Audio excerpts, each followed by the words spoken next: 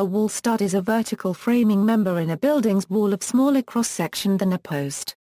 They are a fundamental element in building framing.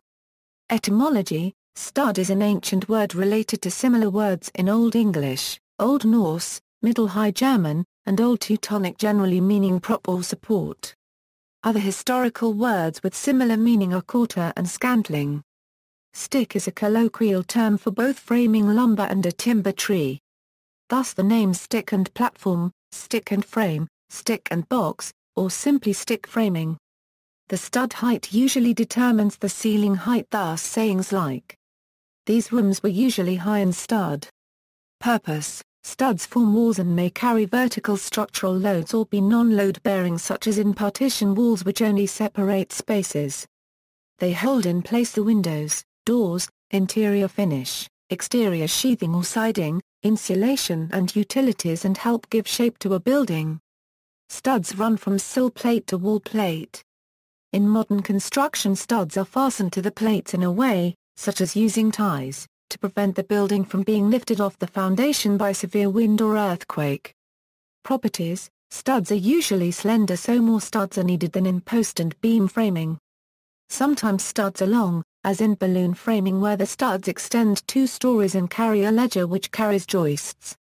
Balloon framing has been made illegal in new construction in many jurisdictions for fire safety reasons, because the open wall cavities allow fire to quickly spread, such as from a basement to an attic. The plates and platforms in platform framing providing an automatic fire stop inside the walls, and so are deemed much safer by fire safety officials. Being thinner and lighter, stick construction techniques are easier to cut and carry and are speedier than the timber framing. In the United States, studs were traditionally made of wood, usually 2 inches a, 4, or 2 a, 6-dimensional lumber, and typically placed 16 inches from each other's center, but sometimes also at 12 inches or 24 inches. The wood needs to be dry when used, or problems may occur as the studs shrink and twist as they dry out. Steel studs are gaining popularity, especially for non-load-bearing walls, and are required in some firewalls. Other terms: studs used to frame around window and door openings are given different names, including king stud, a stud to left or right of a window or door that is continuous from the bottom plate to the top plate; trimmer or jack, a stud to the left or right of a window or door that runs from the bottom plate to the underside of a lintel or header; cripple stud, a stud located either above or below a framed opening, that does not run the full height of the wall, post or column, a doubled or other integral. Multiple of a group of studs nailed side by side. Posts in walls are used at point loads such as long spans near a wide window or sliding door, etc.